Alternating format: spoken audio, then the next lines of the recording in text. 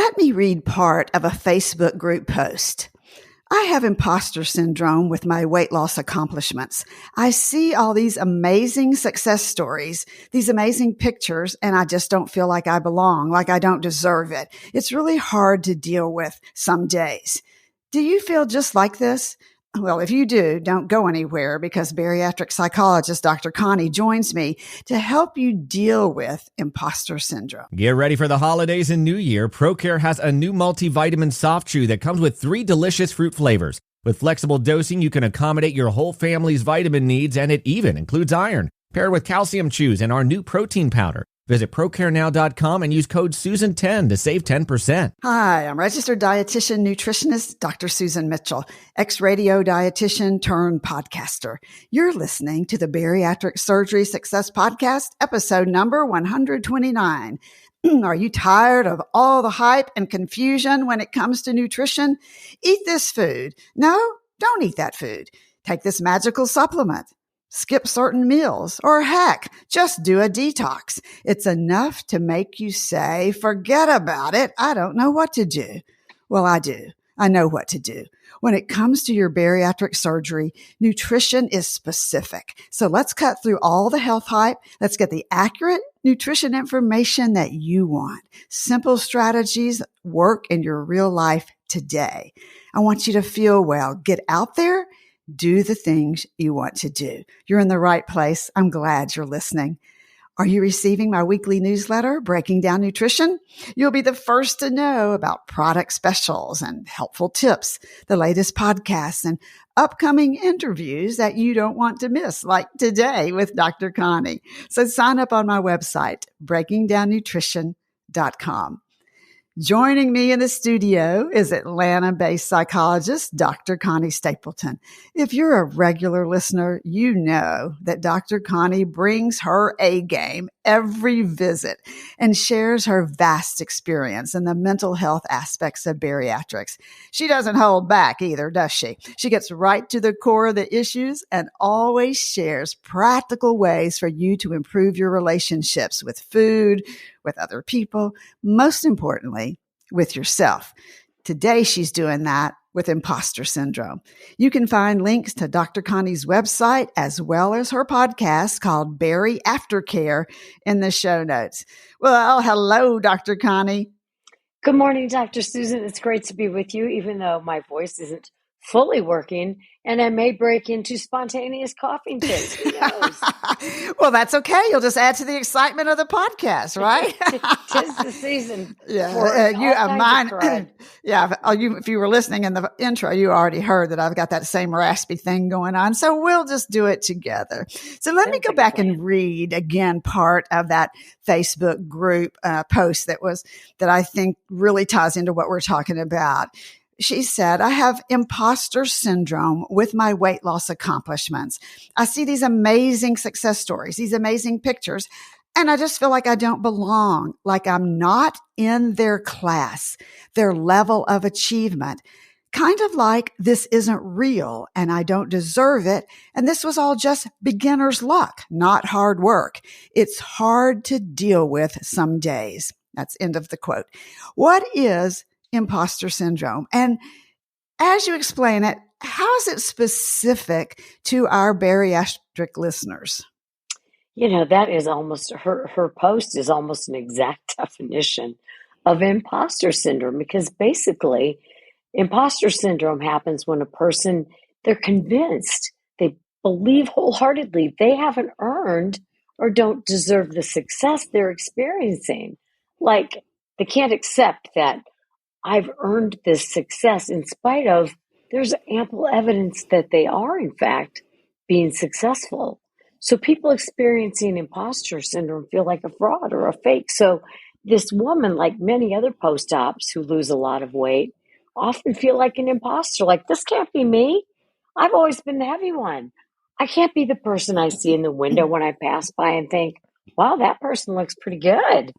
And yet it is them. And there is evidence that they have done the work to lose the weight. Absolutely. You know, I hear about imposter syndrome a lot in business, where people think, gosh, I just can't believe, I think I'm really a fake. I can't do all of this. I really don't know how, when they're absolutely trained to do whatever it is that they're wanting to do. So what happens in life? Are there things that happen in life along the way that, I don't know if this is the way to say it, set you up for imposter syndrome? Or are there reasons from a mental health standpoint that people experience imposter syndrome? Absolutely. And of course, just like the disease of obesity itself, which is extremely complicated, so is imposter syndrome. And yes, there are some things that can set up a person for that. But a lot of times when a post-op feels like an imposter, is because they've been heavy for so long that, first of all, they struggle to recognize themselves physically. That weight comes off so quickly that it's hard for the brain and the mind, or the brain and the body, to catch up. The brain has a hard time adjusting to the physical changes. And also, they don't believe they're experiencing success because losing and maintaining the weight loss in the past seemed impossible. And now here they are. It's happening to me. How can this be? And too many post-ops don't believe that they deserve the success they are experiencing. So, and that may come from past issues like, who knows, it may be having been criticized or being teased by peers or whatever the reason, but they don't believe they're worth having the happy, life of being able to get out there and do the things that their weight now allows them to do. So you really, as I'm hearing you say this, you have two things you have to work with now: the physical loss of the weight, the metabolic changes that go with your body from that, and of course the nutritional changes, my end, but then the mental changes. Especially if you're carrying something along that says, well, I don't deserve this success, so I'm not really going to keep the weight off, or it's not really going to stay put, or just almost the negative self-talk that sets yourself up for failure, right? You have to deal with that. Yeah, I love how you put that. It's like it's hard enough even if you don't carry any baggage related to your thinking. But if you do, it's even more difficult. And honestly, most people think it's more women that experience imposter syndrome, but it affects males and females about the same. Yeah, I agree with that. In fact, a few months ago, I interviewed Wayne Davis. It was episode number 113. Wayne is a member of my private Facebook group, and he openly shared his story about the scale when he lost all his weight, imposter syndrome, and how he had to really work on that to start to see all of his non-scale victories after surgery, as well as the scale victory. It's a really great episode because here is a man getting very real about what we're talking about. So I'll put that link in the show notes, by the way, but you can also find it searching by 113 is the link on it. So I'm thinking about this, Connie, is this a mental health disorder? Well, it's not actually considered a mental health disorder when we think of like depression or anxiety. And there's really no formal diagnosis, but there are a lot of people who struggle with this. I guess we call it a syndrome. About 70% of adults may experience imposter syndrome at least once in their life. And some people... Okay, wait, whoa. I was talking about that. Did you just say 70% of adults? So we're talking not bariatric surgery. We're talking adults across all ages, all everything. And I don't know about you, but I know I experienced this when I went to my PhD program thinking, what am I doing here? This is for smart people. Absolutely. I can tell you most definitely that even though you get that degree and you're out there practicing, there have definitely been days when I've gone, what am I doing?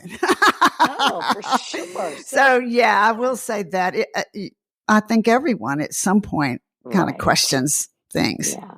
And it occurs most often when somebody accomplishes something they didn't believe they could or don't believe they deserve. So I never thought I was smart growing up. I wasn't like the top of the class by any stretch. So it's like, how could I earn a PhD? Well, and you did, and look at you now. Right. But that's the reason it's so common, because you accomplish something you didn't believe that you could, or maybe you don't believe you deserve. So digging a little deeper, I'm hearing what you say is that imposter syndrome can affect anyone, and it definitely affects 70% of adults at some point. But if it affects those who've had bariatric surgery, do you see it in specific ways? Like I'm going back to the quote in the Facebook group, where is it specifically just to the scale and that mind body situation, much like nutrition, or how, when you're dealing with this with your bariatric patients, what do you see as the biggest issues?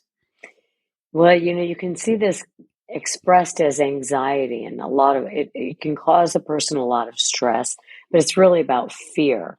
So what happens is we're comparing our external achievement, I've lost all this weight, to our internal feeling like, wait a minute, I'm the chubby kid. I'm the grown heavy woman, right? So I've lost all this weight, but that doesn't match what I believe about myself. So if the internal evaluation doesn't match up with the achievement, then we're afraid we're going to be found out. Somebody's going to discover that this isn't really me, and it's very linked to perfectionism. And I chuckle when I say that because so many of the bariatric population struggles with perfectionism. Talk about that a little bit more, because I think people are going to go, wait a minute, what? Imposter syndrome is related to perfectionism. Right. Okay. Explain that, where people think they have to perform perfect all the time. Because I can see that being tied to failure and what they think is their nutrition. So talk more about that. Yes, because they think if they're going to be successful, they have to do the nutrition perfectly. They have to do the exercise perfectly. They have to live life as a perfect human being. And that's impossible. It doesn't even exist. So if you go into your life thinking, I've got to be my best all the time, and then when you're human and you're not 100% effective, then you end up feeling incompetent, which can lead to anxiety, which causes a lot of internal stress. So it's helpful, even though it's difficult, to change this view of perfection so that you can combat this imposter syndrome. It's like, well, if I don't expect myself to be so perfect, then maybe an imperfect person can achieve weight loss. And you start to view it differently. When you're giving yourself that negative self-talk of, I'm not perfect, I just can't do this, I can't be perfect all the time, I'm feeling stressed, blah, blah, blah. What would you say from your standpoint, what do you tell yourself? What is a sentence, a few words that you can tell yourself to help break that pattern of perfectionism in your mind? Right. I say to myself, and this is literally the truth, it's like, in some aspects, like if I'm thinking about the weight or I'm thinking about an imperfection in my body, I think of all the now 8 billion people on the planet, how many of those others are thinking about this? And the answer is none of them. Nobody really cares. Just like you don't really care about the people you love and any of their imperfections, right? It's like, so I say I'm human, just like everybody else. Right. And love yourself for exactly who you are. Exactly. Not perfection. Gosh, if people had to love me for perfection, there wouldn't be many people in line. Right. Because, gosh, life is so, not to love yourself for who you are. We all have too high of expectations of ourselves, even though we are so willing to be gracious with other people. Absolutely. Loving the people for who they are. And I know we talk about this a lot, but I see it so much on the internet and from influencers who just are so popular and huge numbers, and they sell a look that's not achievable for 99.9% of the population. Right. And I get very frustrated by that because I see in the case, let's say it's a woman influencer who just happens to be born with the great looks and body and this, that, and the other, who doesn't have to do a lot to do to keep that going. Right. And the rest of us have to work at it, just to feel good and look good and be healthy so that we're happy with ourselves. And I do think that a lot of this social media pressure feeds this perfectionism that only sets us up for failure. There's no doubt. So getting into the nitty gritty, I always like to do, how are we going to deal with this? How can our listeners go about combating imposter syndrome? So give us some specific how-tos. An easy and a thing that will help everybody feel better, I think, is talk about it with others. And what you're going to find out is you are so not alone, because obviously, right, 70% of people deal with this. So as you talk about it with others and realize that so many other post-ops are just learning who they want to be. A lot of people say, I don't know who I am. Well, this is a great way to say, okay, I don't have to be an imposter, and I can figure out who I want to be. What's your clothing style? You've had so few choices in the past, so you now get to learn who you want to be. Are you really a wallflower, or was that related to your weight? So talk about this with other people, and you'll find out you're not alone. Also, give yourself permission to recognize the work that you've put into this. You have done the work. There's nothing easy about weight loss, regardless of how it's obtained. So celebrate what you are doing. You are living a healthier lifestyle. You are making healthier choices. And then look in the mirror, not on social media, which we were just talking about. In other words, compare you to you. Compare yourself to yourself, not that person who is one in however few that was born with better genetics than 99% of us. So compare you to you and say, you go me. You go me. I love that. You go me. That's our new statement for the year. All right, everyone listening with me, you go me. You go me. That's right. And check things out. Check out your thoughts and your feelings with friends or a therapist, because, we're not always our best judge of ourselves. We do struggle with cognitive distortions. We look in the mirror and go, that can't be me. I can't be that woman in there with a healthy weight. I don't buy clothes in a regular store. So it's just kind of, it's a struggle to get to that place of accepting the healthier version of you. So talk to other people about it when you can't be a good judge for yourself. And really, you're not alone. Think about what your definition of success is. If your definition of success is looking like, the Victoria's Secret swimsuit model, well, forget about it. None of us are ever going to succeed. No. So adjust that definition of success, which means being at a weight that is healthy for the body that I am in. And being okay with that. In fact, loving that. Not just being okay with it, but loving it. Absolutely. Accept that's who you are and go, I love that. This is me and what I can do with this body. And watch that self-talk. Oh my gosh, so valuable. Okay, as we wrap up, what haven't you told us that we need to know? Live in reality. Live in reality. Yeah. The reality is this is common. You're not alone. And a lot of it has to do with your own thinking. So get some help and check that out.